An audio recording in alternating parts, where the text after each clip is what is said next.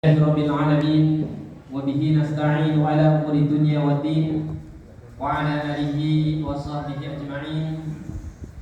Asyhadu an la ilaha illallah wahdahu la syarika lah wa asyhadu anna Muhammadan abduhu wa rasuluhu la nabiyya ba'da. Amma ba'du, ma'asyiral muslimin jemaah salat tarawih yang semoga dirahmati Allah Subhanahu wa taala.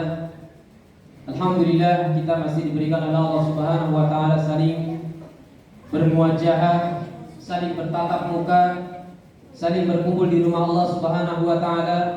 Mudah-mudahan kita semuanya termasuk orang-orang yang nanti juga dikumpulkan di dalam surganya Allah Subhanahu wa taala. Allahumma amin. Bapak Ibu jemaah salat tarawih yang semoga dirahmati Allah Subhanahu wa taala.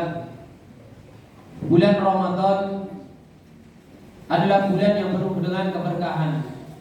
Para ulama menyebutkan bulan Ramadan juga adalah bulan syahrul doa, bulannya orang-orang yang berdoa. Karena orang yang berpuasa memiliki keutamaan tersendiri ketika dia berdoa kepada Allah Subhanahu wa taala. Makanya ketika kita berpuasa, hendaklah kita untuk selalu banyak-banyak berdoa kepada Allah Subhanahu wa taala. Makanya Rasulullah SAW juga mengabarkan kepada kita salasun la turadu da'watahum.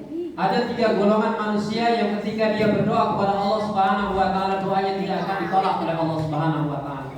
Yang pertama, doaul walidi li waladihi, doanya orang tua kepada anaknya.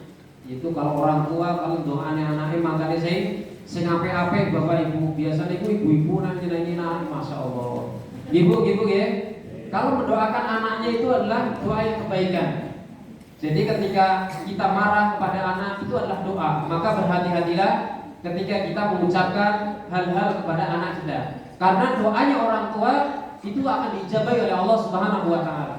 Kemudian yang kedua adalah doa usaimul hatta yuftira.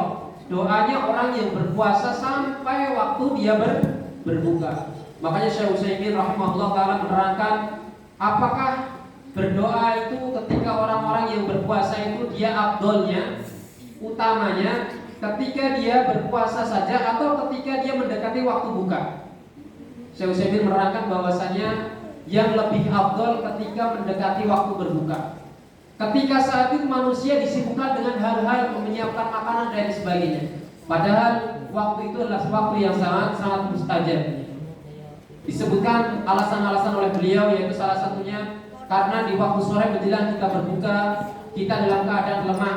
Ketika kita memohon kepada Allah Subhanahu wa taala, kita mudah untuk merasakan kekhusyuan ketika kita berdoa kepada Allah Subhanahu wa taala. Tetapi Bapak Ibu sekalian, betapa banyak manusia ketika menjelang waktu berbuka malah disibukkan dengan hal-hal perkara-perkara dunia, perkara-perkara makanan, minuman dan lain sebagainya.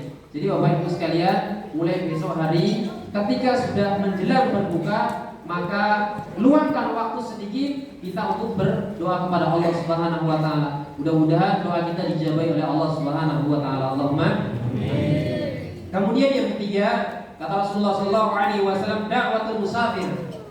Doanya orang-orang yang musafir. Ketika dia bersafar jauh, maka ketika dia berdoa kepada Allah, itu adalah waktu-waktu dia doanya mustajab. Misalnya dengan bulan puasa, sebagai orang tua mendoakan anaknya dalam keadaan berpuasa, kemudian dalam keadaan musafir, itu terkumpul 3 hal, maka kemungkinan besar Allah Subhanahu wa taala akan mengabulkan doa panjenengan. Saya jenengan tuh puasa, kemudian jenengan umroh. Pengen umroh apa mboten?